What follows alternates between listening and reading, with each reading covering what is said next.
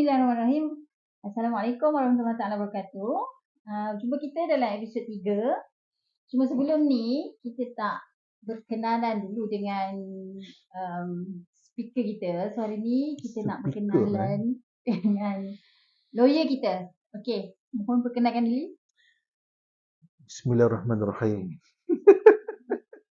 Okay, saya Azmi, lawyer di sebelum ni saya beramal di KL lah.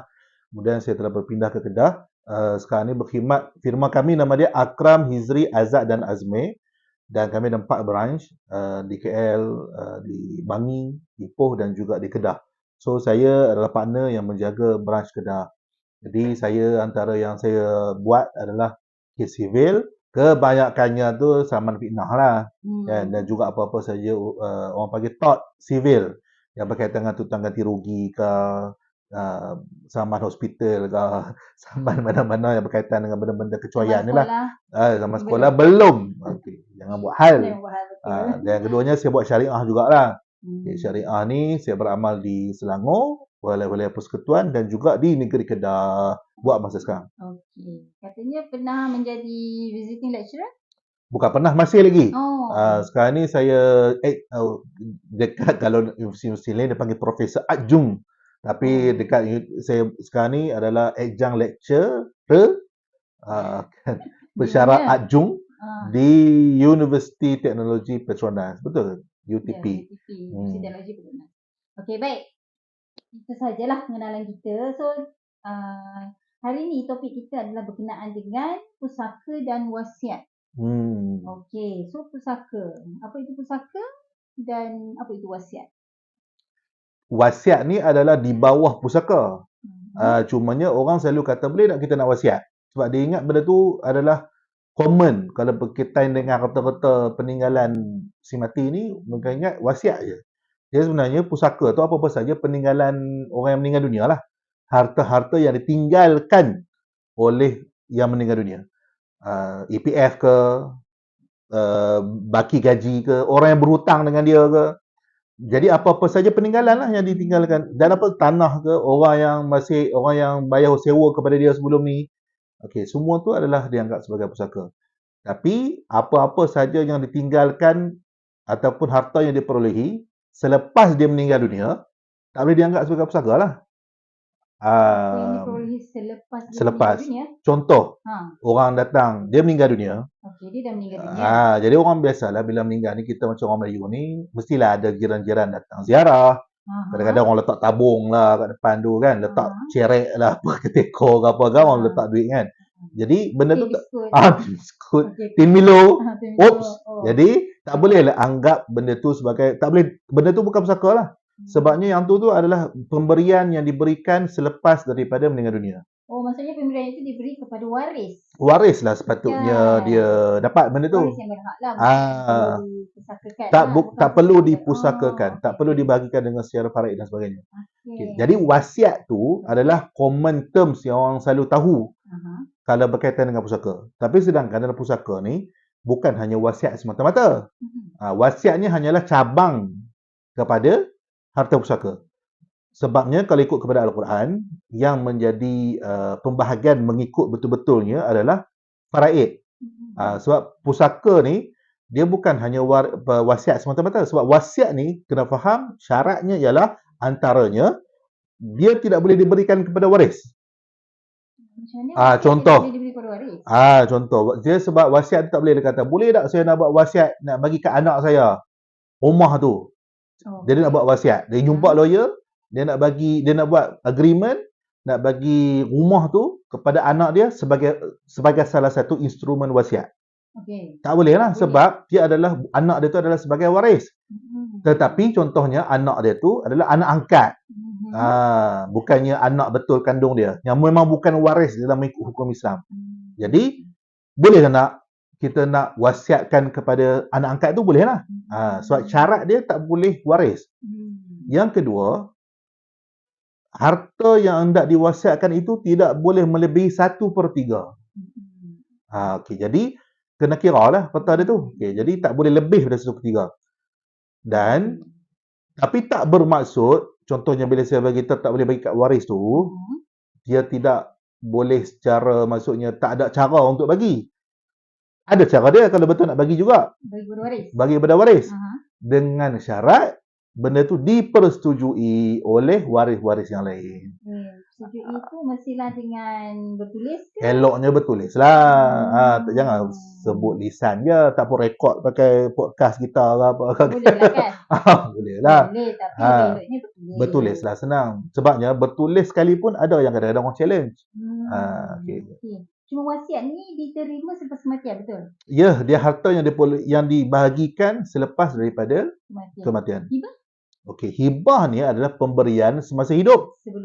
Sebelum meninggal. Okey, hibah ni adalah dia merupakan pemberian oleh orang yang masih hidup tu lah.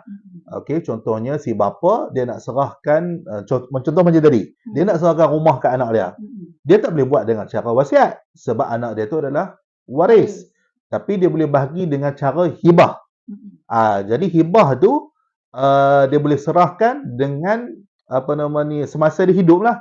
Okey, tapi hibah ni ada beberapa syarat dia. Okey, yang pentingnya antaranya ialah hibah tu dia kena, harta tu kena dalam milikan dia. Dia tak boleh lah kata benda tu masih dalam, okey, contohnya loan bank. Tanah tu masih dalam loan bank. Kan? Jadi bank pun lazimnya tak benarkan untuk tukar nama, tukar nama, nak tukar nama macam mana nak, sebabnya hutang masih ada. Contohnya ataupun lagi benda tu dia tak tahu dia dapat ke tidak. Orang janjikan kepada dia, Pak Cik, nanti kami akan bagi sebiji kereta sebagai hadiah persaraan ke apa contoh. Tapi dia pun tak confirm kereta tu dia akan dapat ke tidak. Dia berkata, ni nanti ingat Abah nak hibahkan kereta yang depa kata janji nak bagi kat Abah tu kepada ini. Jadi benda tu tak tahu lagi dapat ke tak dapat. Jadi benda tu kena milikkan yang betul-betul di bawah milikan orang yang nak berikan. Kemudian yang keduanya yang penting juga ialah hibah ni dia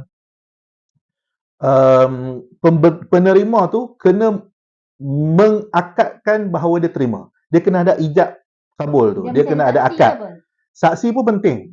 Dia tak adalah saksi tu bukannya sebagai salah satu daripada syarat. Dia bukan syarat, cuma saksi tu penting dan mustahak dan juga important. Supaya tidak di-challenge ke? Supaya nanti kalau ada orang nak challenge ke apa kan. Okey, jadi kena ada, okey ni aku sebagai bapa serahkan kepada hang wahai anak sebuah banglo 80 tingkat sebagai pemberian hibah. Jadi dia pun sebagai anak, ya aku terima. Jadi kena dia tu terima. Dia tak boleh kata dia cerita dekat bini dia kan. Dia kata ni ayang rasa macam nak bagilah hibah ni benda ni kepada anak apa semua kan. Ayang ingat tau. Ayang ingat tau nanti ni nak bagi dekat anak ni tau. Ayang okey lah. Awak tak bagi tahu kat anak, biar pilih nanti ayang bagi tahulah. Tak boleh. Tak boleh. Mana boleh surprise. Dia tidak ada istilah surprise selepas mati. Tada! Tak boleh Tak ada. Jadi benda tu dia kena orang yang menerima tu bersetuju untuk menerima, akad menerima. Sebab tu perjanjian kalau nak buat hibah ni, memang kita buat perjanjian selalunya kena ada ijab kabul. Bukan menikah semata-mata. Dia kena ada ijab kabul, maksudnya yang memberi tu ada lafaz dia dengan ini aku memberi dan bla bla bla. Yang menerima pun sign saya dengan ini menerima. Maksudnya dia tak boleh lah dengan suka hati macam tu. Tu hibah. Okey. So maksudnya dalam pusaka ni ada wasiat hibah. Kalau pusaka faraid lah. Itu yang paling penting. Pembahagian mengikut faraid tu adalah seperti mana yang telah digariskan dalam Al-Quran. Jadi benda tu tak boleh kita challenge. Melainkan sama juga contohnya macam kalau lepas meninggal waris-waris ni meeting, ada mak, ada anak-anak yang lain semua, mak dengan anak ni meeting, okey, so macam mana kita nak bahagikan. So ada yang cadang kita buat secara faraid lah, dan ada juga cadang kita buat bahagi sama rata lah. Benda tu kena, kalau tidak ada konsensus persetujuan semua, sama ada nak bagi sama rata ataupun secara faraid, kena faraid, wajib faraid. Kecuali ada konsensus lah. Saya ada konsensus. Dipersetujui oleh waris. Oleh semua waris. Betul. Okey, so selalunya kita kalau jumpa lawyer lah berkaitan dengan pusaka ni, atas tujuan apa ya? Kenapa kita nak kena jumpa lawyer untuk menguruskan harta pusaka ni? Bergantung orang tu hidup ke mati. Of course lah, kalau dia mati dia tak mahu jumpa lawyer. Waris tu lah. Waris jumpa lawyer ni. Tapi kalau sebelum meninggal, hibah tadi tu lah. Ataupun dia nak buat wasiat. Dia kata saya ni nak buat wasiat. Ataupun saya nak buat hibah. Jadi jumpalah lawyer untuk buat agreement ke apa semua. Tapi kalau selepas daripada orang tu meninggal, waris datang jumpa, dia nak buat pembahagian secara faraid lah. Dan secara faraid. Kalau pembahagian secara faraid ni memang kena jumpa lawyer lah. Dia sebenarnya tak menjadi kewajipan jumpa lawyer. Tapi selalunya lawyer ni menjadi pemudah cara. Sebab kalau benda tu tak ada pertikaian, boleh je waris-waris ni buat sendiri. Contohnya sebab sekarang ni pun pejabat tanah ataupun di pejabat pusaka kecil, di pejabat-pejabat tanah yang berkaitan, mereka memang ada kuasa untuk membuat pembahagian dan juga mengeluarkan perintah faraid tu. Okey. Tetapi pada masa yang sama, selain daripada pejabat pusaka kecil, antara lain yang juga boleh terlibat dalam pembahagian harta pusaka ni ialah amanah raya dan juga mahkamah sendirilah, mahkamah sivil. Okey. Cuma kalau mahkamah syariah ni ada orang salah faham. Mahkamah syariah bukan tempat dia untuk membahagikan harta, bukan. Orang ingat kita pergi mahkamah syariah lah bagi kita orang Islam. Jadi kita buat perintah bahagi harta ni kat mahkamah syariah lah. Bukan. Tapi mahkamah syariah ni adalah untuk mengeluarkan sijil faraid semata-mata. Sijil faraid semata-mata. Ya, jadi bila pergi mahkamah syariah tu, mahkamah syariah akan menetapkan siapakah ahli waris dan dia akan menetapkan orang ni dapat berapa per berapa. Itu saja. Tapi pembahagian itu, katalah benda tu yang dapat apa, siapa yang dapat apa tu. Jadi katakanlah benda tu tanah. Tetap kena pergi pejabat tanah untuk membuat transfer pembahagian mengikut pecahan-pecahan yang telah dikeluarkan oleh mahkamah syariah. Tapi kalau dia pergi pejabat tanah akan uruskan semualah, termasuklah pembahagian tu. Pembahagian pun dia buat, transfer pun dia buat. Dia terus buat lah. Itu kalau tanah. Kalau dia ada harta-harta lain lah dalam bank tu, kalau ada 10 juta, lepas tu dia ada kereta, dia ada rumah, ada bangunan, corporate dan sebagainya, saham dan sebagainya. Okey, kalau sebab tu kata tiga-tiga tadi itu semuanya mempunyai kuasa untuk membuat pembahagian, okey, untuk membuat perintah. Okey, kecuali mahkamah syariah tadi. Kalau pejabat tanah, kalau dia kata benda tu adalah menjadi milik, contohnya wang ni menjadi untuk dibahagikan secara faraid, dia akan keluarkanlah perintah tu. Ini senarai harta dia dan inilah senarai dan pecahan yang perlu diberikan mengikut waris-waris tadi. Kalau amanah raya lah uruskan semua. Okay. Jadi ada juga satu lagi cara yang alternatif kepada kalau tak nak pergi kepada pejabat pusaka kecil, iaitu di mahkamah. Kalau di mahkamah, apa yang perlu dibuat di mahkamah sivil, selepas kita dapat perintah sijil faraid di mahkamah syariah, kita akan pergi mahkamah sivil untuk pelantikan pentadbir. Pentadbir harta pusaka. Okey, surat kuasa tadbir nama dia. Jadi peranan itu adalah hanyalah untuk mendapatkan perintah, kita menamakan siapakah di kalangan ahli waris ni untuk menjadi pentadbir, wakil kepada semua waris ni untuk mentadbir harta pusaka tu. Okey, katakanlah pentadbir berapa orang? Kalau tidak ada waris yang di bawah umur, seorang cukup dah. I see. Seorang pun dah memadai. Tapi kalau ada waris yang bawah umur, kena syaratnya memang wajib kena 2 orang. Dia tak boleh seorang. Ya betul. Jadi katakanlah nama dia dah memang dimasukkan. Okay, sebab sebab kalau pergi mahkamah sivil, benda yang samalah, kena senaraikan harta yang hendak dibahagikan. Okay. Dan mahkamah sivil memang dia naklah sijil faraid tu. Sebab senang nanti dia nak mengesahkan ini adalah bahagian-bahagian yang perlu diserahkan. Okay. Jadi bila dah dapat surat kuasa tadbir tu, dan harta pun telah disenaraikan dalam tu, jadi surat kuasa tadbir itulah yang akan kita bawa dan bawa pergi ke bank contoh tadi. Saya Azmi, saya adalah pentadbir. Contoh, dan saya nak keluarkan duit ni. berdasarkan siji kuasa takbir yang mahkamah bagi ni. Okey. Jadi bank akan transfer kepada akaun pentadbir lah. Okey. Kalau dua orang Okey. kena buat akaun bersama lah. Sama-sama. Ya. Jadi dia akan transfer duit tu, bukannya dia akan jadi duit kita sebagai pentadbir, bukan. Kita hanyalah mentadbir. Maksudnya mengurus. Ini amanah yang kena jaga ni. Jadi sama juga pejabat tanah pun dia akan melantik pentadbir. Sama juga. Dia akan lantik pentadbir. Kalau amanah raya itulah pentadbir. Oh, amanah raya tu pentadbir. Okey. Jadi pentadbir ni peranan dia adalah takkan pejabat tanah pula nak pergi bank.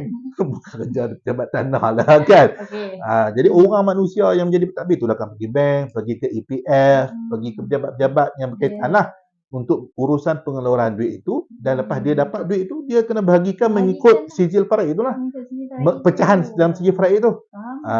Jadi itu dia punya, sebab tu yang benda tu kadang rumit. Nak pergi mana, nak pergi pejabat tanah pun dia ada limit berapa juta apa semua tu untuk kalau nak pergi pejabat tanah. Kalau lebih daripada berapa juta tu kena pergi mahkamah. Jadi benda-benda tu eloknya ambil lawyer lah. Maklum. Lebih cepat lah harapnya kan pembayaran. Ya, betul. Proses tu sepatutnya lebih cepat. So tadi Lawyer Azmi ada cerita tentang harta pusaka ni menjadi pusaka apabila dia adalah harta sebelum meninggal. Betul tak? Kan? Macam mana?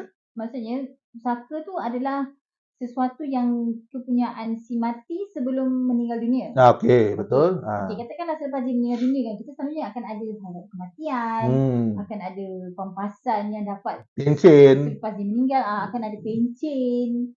So, benda tu dapat kepada siapa? Kalau tidak difaraidkan. Okey, sebab tu kena bezakan dan kena faham dah pusaka tu apa. Jadi bila sebut pasal dapat tu selepas daripada meninggal dunia, contoh macam pencen. Pencen. Jadi kalau contoh macam suami meninggal, selalunya pencen tu akan diturunkan dan bukan selalunya, memang akan diturunkan kepada isteri. Penamanya isteri kan. Ya, jadi bila isteri akan dapat. Anak-anak ni tak bolehlah gatai pula bertanya, mak nak pencen tu. Ada ke kes macam tu? Oh ya, ada. Benda tu adalah kes yang real yang pernah diadukan kepada saya, yang klien ni mengadu kepada saya. Anak tanya, mak pencen ni macam mana? Dia tanya pula maknya. Mak dia pun rasa macam agak sedih lah. Sebab itulah tak pelik sebenarnya kalau ada kes anak saman mak saman anak, bapa saman anak, macam benda tu berkenaan dengan apa? Normal. Sama harta pusaka. Harta pusaka lah. Contohnya katalah pasal hibah tadi.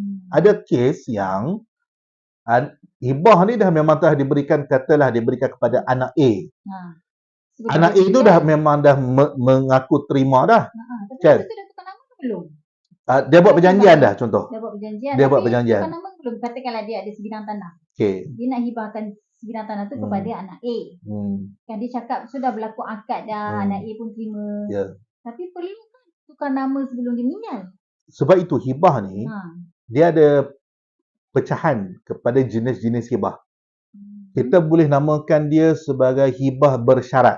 Okey, di kalangan ulama ada telah membahagikan contohnya hibah umrah dan hibah rukbah. Yang tu kita buat topik lain lah kot, kan nak cerita ni. Make it simple lah. Simple, okey.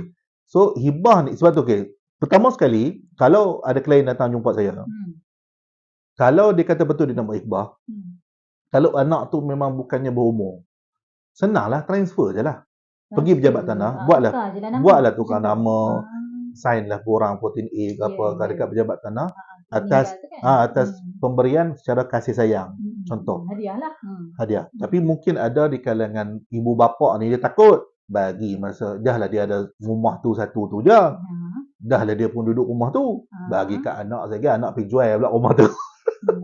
Ada duduk mana? Jadi sebab itu ada satu pecahan dinamakan dari segi ulama membahaskan, ada dinamakan hibah rukbah. RUQBA kalau bahasa Melayu ni lah, kalau terjemahan dia, ejaan kita. Hibah rukbah ni adalah pemberian, dia bersyarat. Bersyarat maksudnya dia kata lepas meninggal dunia baru transfer. Oh boleh. Jadi ulama ada bahaskan benda tu.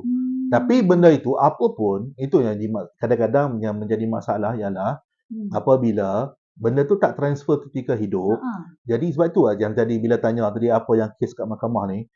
Jadi katalah dia kata dia nak bagi kepada anak A. Anak A pun tahu dia nak terima. Kemudian bila meninggal dunia, anak B pula pergi challenge.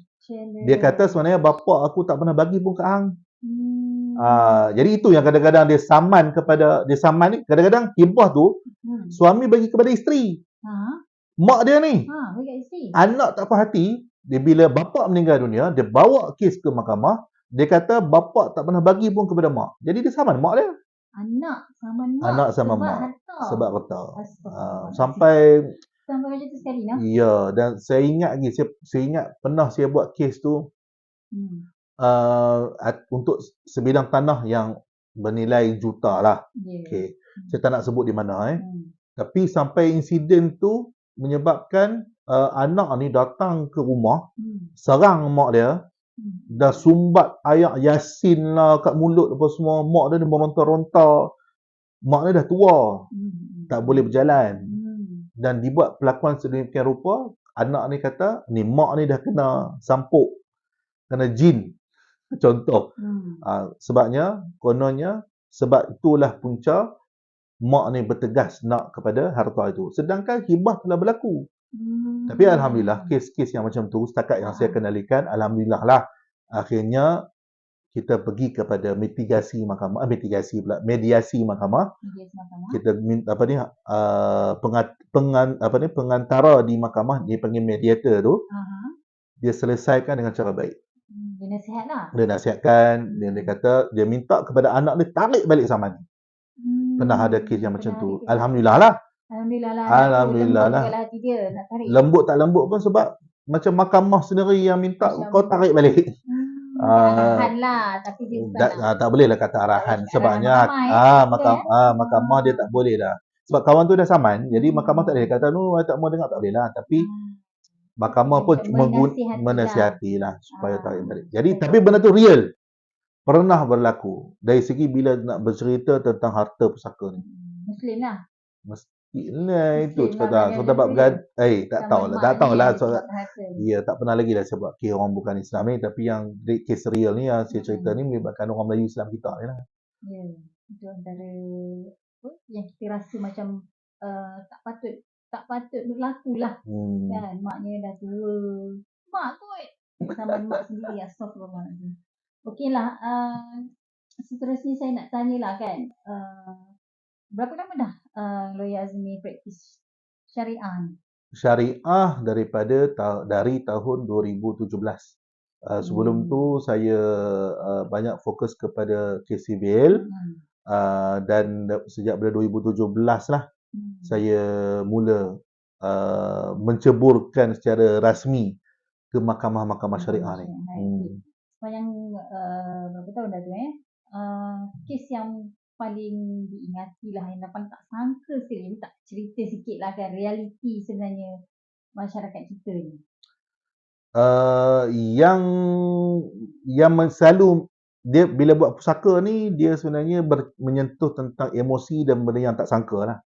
Sebabnya saya nak bagi contoh nak kata satu kes yang betul-betul ingat tu yang tadi tu lah, yang pasal anak saman mak tu. Ada juga kes yang saya kenalikan, ni baru peringkat untuk mentadbir harta pusaka, baru peringkat mentadbir. Nak memilih pentadbir ke apa? Baru nak lantik pentadbir. Okey, tak apalah. Isu pentadbiran tu tidaklah dipertikaikan. Tetapi dari segi isu pembahagian tu mulalah timbul. Contoh, dari pembahagian harta pusaka ni, anak lelaki dan anak perempuan. Anak lelaki akan dapat 2 bahagian, anak perempuan dapat 1 bahagian. Okey. Jadi dari segi pembahagian itu ikut Al-Quran, of course lah yang anak lelaki akan dapat lebih. Kan tadi mula-mula tadi kita sembang, melainkan semua waris itu bersetuju untuk membahagikan sama rata. Bolehlah. Jadi anak lelaki kan anak perempuan kan boleh bagi sama rata, tapi dengan syarat dipersetujui. Tanpa paksaan, ya. Kalau seorang je tak setuju? Tak boleh. Kena faraid. Okey. Walaupun seorang tak setuju. Okey, baik. Jadi ada yang berlaku ialah bila yang anak perempuan ni memujuk dan macam dictate lah supaya kena bagi sama rata. Okey. Tapi dan lazimnya benda ni bila bukannya satu dua kes, selalu dah yang saya duk dengar ni dan yang selalu Orang diadukan, minta supaya harta tu dibagi sama rata. ya, Okey. atas orang panggil nasihat dan juga bisikan-bisikan daripada suami mereka. Kan? Contoh bila datang ke saya, ni Encik Azmi, laki dia lah duk nasihat benda-benda macam ni. Anak saya ni sebelum ni tak tahu apa pun, anak perempuan saya ni. Laki dia lah sebenarnya yang duduk pulun, duk minta cucuk. Ayat macam tu kan. Itu dah bukan satu kes, dua kes dah lah. Memang saya nampak benda ni dah berlaku banyak kali. Dan malangnya pula, apatah lagi, yang membuat desakan-desakan begini adalah mereka yang berlatar belakangkan agama. Itu lagi kita sedih. Takkan dia tak tahu ikut Al-Quran Faraid itu macam mana. Tapi mereka dia benda tu nak bagi sama rata tu tak boleh desak lah, tak boleh paksa. Tak boleh paksa sebabnya kalau ikut kepada hukum dan memang faraidnya anak lelaki dapat 2 bahagian. Kan? Jadi tak bolehlah kita alang-alang kita dikata anak perempuan ramai. 5 lawan 1 contoh. 5 perempuan ni desak bahagi sama rata. Kalau tidak kita mau bagi kerjasama contoh. Anak lelaki yang satu ni kapal-kapal. Lagi pula anak bongsu pula tu. Contohlah kan. Contoh. Jadi kes naya lah. Tapi maksudnya kalau ikut lawan kepada mahkamah, anak lelaki ni macam mana pun akan dapat 2 bahagian kalau betul lawan di mahkamah. Tapi kita kena fikirlah dari segi realiti. Bila pergi mahkamah ni benda jadi gaduh tak best. Dia apa pun dia kena berbalik kepada ihsan tu. Kena ada semangat musyawarah, kena ada semangat kasih sayang tu. Yalah, tapi kan kita maklum kalau dibawa ke mahkamah pun mesti anak lain akan dapat 2/3. Tapi kenapa mereka masih nak bawa ke mahkamah? Yalah, contohnya yang anak lelaki ni tak berhati. Sebab dia tahu benda ni patut dibahagikan secara faraid. I see. So maksudnya anak perempuan ni tak nak. Tak nak juga. Contohnya memang tak nak bagi kerjasama. Tak nak bagi kerjasama tu dari segi apa? Sepatutnya bila katalah contoh tadi sijil surat kuasa takbir itu telah dikeluarkan. Jadi kita nak pembahagian tu adalah secara faraid. Tapi anak perempuan ni tak mau bagi kerjasama. Dia nak benda tu dibahagikan secara sama rata juga. Jadi surat kuasa takbir itu pun dia lawan. Daripada awal lagi dia lawan, menyusahkan. Jadi benda-benda tu menyebabkan tergendala lah proses-proses begitu. Ya, dia saja nak nak menyusahkan lah. Supaya lelaki ni give up lah. Supaya anak lelaki tak give up pun dia tahu kalau maksudnya macam mana pun lelaki akan dapat. Tapi dia kata mana tahu nanti anak lelaki ni mati ke kemudian. Contoh. Macam-macam lah cerita pesaka ni. Ya, betul. Macam tu kita sebenarnya tak sangka lah kan adik-beradik, mak sendiri ataupun tinggal tu ayah tu, mak tu dan sebagainya sampai bergaduh dengan ayah. Dan kita tak pernah membayangkan lah situasi begitu kan. Macam mana kasih sayang tu boleh rosak disebabkan oleh harta kan. Tak kira lah harta tu banyak ke, harta tu sikit ke. So benda-benda macam ni bila kita dengar tak sangka dan dia menyedihkan lah kan. Betul. Jadi untuk apa nasihat Tuan Loya Azmi lah kepada keluarga yang katakanlah baru saja kematian ayahnya dengan harta yang banyak, tinggal mak dia. So apa tindakan yang pantas dan seharusnya lah dibuat oleh waris ni. Katakanlah mak ni pun dah tua. Jadi anak-anak lah yang tinggal kan. So apa tindakan yang pertama, kedua, ketiga supaya senang. Yang paling utama, yang kadang-kadang kita terlalu tersalah anggap. Kubur masih merah lagi. Kenapa kita sibuk pasal pusaka? Dia bukan masalah kubur merah ke hijau ke biru. Dia masalahnya bila dah meninggal, benda tu perlu dibagikan secara hukum Islam. Ataupun faraid lah. Lagi cepat lagi bagus. Lagi cepat lagi bagus. Tak kira lah tanam pagi tu, malam tu kalau boleh terus mesyuarat. Buat mesyuarat. Jadi bila kita mesyuarat terus, jadi tak ada lah sempat nak balik dulu ke pejabat kan, kampung balik rumah masing, tiba-tiba tiba-tiba terfikir. Mula masa tu lah setan ni dia akan mula bisik kita macam-macam. Kalau boleh dapat drag lama kan dia mula dah ada yang menghasut ke orang yang tidak ada kaitan dengan harta tu pun mula menghasut. Jadi sebaik-baiknya mesyuarat terus. dan buat keputusan terus. Jadi janganlah pula ada waris yang lain pula kata, kubur masih merah, kenapa terus kita nak bincang pusaka-pusaka. Dia bukan masalah tu. Dia masalahnya benda tu adalah cara yang terbaik. Ya, benda yang wajib. Lagi cepat. Ya, benda tu wajib. Lagi bagus sebenarnya, betul tak? Betul. Okey. Kemudian, apabila contohnya kita nak menentukan siapakah menjadi pentadbir, macam saya sebutkan tadi, untuk menguruskan harta pusaka itu mengikut undang-undang, janganlah bergaduh. Lantik je. Malam tu lantik terus Lantik terus. Dia sebab, walaupun katalah 5 beradik, kan ada satu ibu contoh, kita melantik seorang pentadbir, macam saya sebut tadi, dia hanyalah mentadbir. Duit tu bukan akan dapat kepada dia sebagai pemilik. Dia hanyalah sebagai urusan untuk yang mentadbir. Jadi janganlah kita ada sifat prasangka. Sebab benda tu semuanya akan melambatkan proses tu. Padahal pentadbir tu sepatutnya mudah. Sekejap sahaja. Lantik saja dulu pentadbir. Kita paling percayai ataupun seorang yang paling senior. Lantik dulu. Betul. Dan ada kemampuan. Dia boleh pergi ke sana ke sini. Dia boleh pergi ke mahkamah, dia boleh pergi ke pejabat pusaka ke. Jadi sebab sebenarnya peranan pentadbir ni rumit juga. Rumit, betul. Banyak proses-proses yang dia kena hadir. Ya, betul. Nak pergi bank. Ya, dia mestilah orang yang berkemampuan. Ya, dia ada, maksudnya orang yang berkemampuan dan fleksibel lah. Dan amanah, of course lah. Okey. Jadi, itu maksudnya benda-benda simple macam tu kena percepatkan. Dan jangan rumitkan. Dan kena ada sifat berlapang dada dan juga rasa percayalah. Tetapi, jangan dilupakan bahawa sebelum daripada kematian tu pun, ada juga cara-cara yang kita boleh elakkan daripada boleh berlakunya konflik-konflik pergaduhan ke apa ke kan. Antaranya ialah dengan menggunakan instrumen hibah tu lah. Instrumen hibah ataupun wasiat. Kalau kita nak bagi kepada yang bukan waris, kita nak buat wasiat. Jadi benda tu selesaikanlah semasa hidup. Contoh, dan juga sama juga contoh macam kalau kita nak buat menamakan penama. Contoh tabung haji. Tabung haji dia dah memang ada borang untuk kita namakan siapakah penama untuk menguruskan tabung haji. Sama juga EPF ke WSP. Jadi kalau dengan ada penama tu, jadi tak payah pusing lah nak pergi mahkamah jabat pusaka kecil untuk melantik surat kuasa apa semua, tak payah. Sebabnya bila dah lantik sebagai penama, jadi nanti WSP ke tabung haji ke memang dia akan serahkan kepada penama tu untuk uruskan.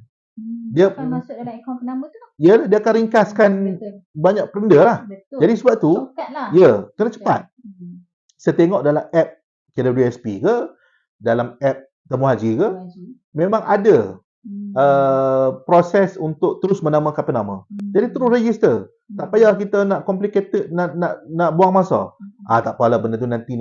Ajal ni tidak mengenal usia. Tak tahu bila. Jadi, buatlah secepat mungkin benda-benda begitu. Sama juga kalau kita memang dah niatkan. Kita ada 3 orang anak. Katalah kita pun ada 3 rumah. Dan kita memang niatkan kita beli rumah tu adalah untuk anak-anak ni. Dah memang niat daripada awal dah. Untuk dapat salah satu kan? Ya, untuk salah satu. Contoh. Kenapa nak tunggu sampai tak apalah nanti aku mati nanti aku buat lah.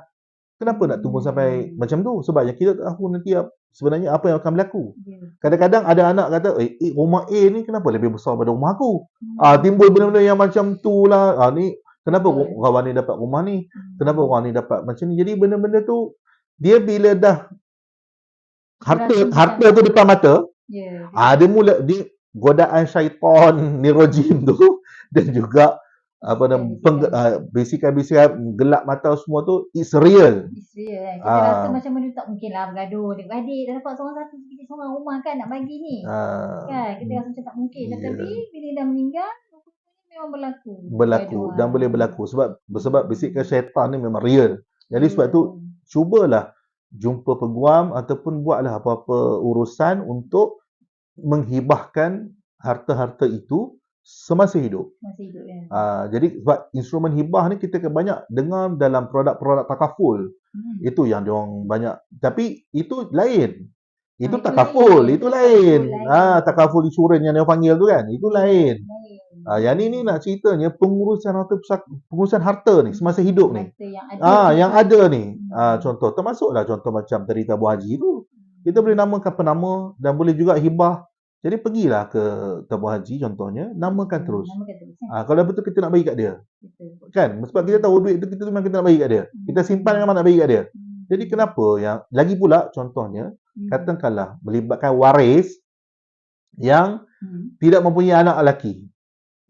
Itu pun masalah juga. Yelah, sebabnya harta tu dia boleh sampai kepada Bila tak ada atuk, atuk memang tak masalah lah. Ha. Tapi nak ceritanya contoh dapat kepada pakcik-pakcik. Sebab pakcik-pakcik akan jadi waris lah sebab anak lelaki tak ada. Betul. Jadi bila pakcik-pakcik ni pula katakanlah sepatutnya dapat kat pakcik. Pakcik tu pula meninggal dunia lepas tu.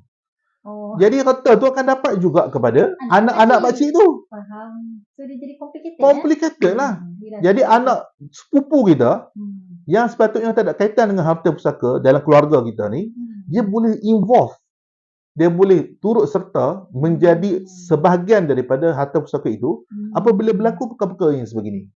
Jadi sebab itulah benda ni kita jangan fikir enteng dan kita kena berfikir secara ke depan supaya benda-benda yang complicated ini tidak akan berlaku. Terutamanya isu pusaka berlapis. Itu susah. Complicated. Kalau tuan lawyer pun cakap macam tu, apatah lagi dalam realiti orang-orang yang tak ada makluman kan. Okey, so begitulah kita rasa macam pergaduhan adik-beradik, silaturahim ni tak mungkin lah akan terputus dan sebagainya. Tapi rupanya dalam realiti kita, silaturahim adik-beradik, kasih sayang ibu dan ayah, ibu dan anak-anak pun boleh terputus disebabkan oleh harta-harta yang tidak diurus dengan baik. Jadi selagi mana kita hidup, kalau kita ni ada harta yang banyak, kita uruskanlah sebelum kita meninggal dunia supaya anak-anak kita tidak bergaduh di kemudian hari selepas kematian kita. Okey? Terima kasih kepada Lawyer Azmi untuk episod podcast kita yang ketiga. InsyaAllah kita jumpa lagi di episod yang berikutnya. Bye.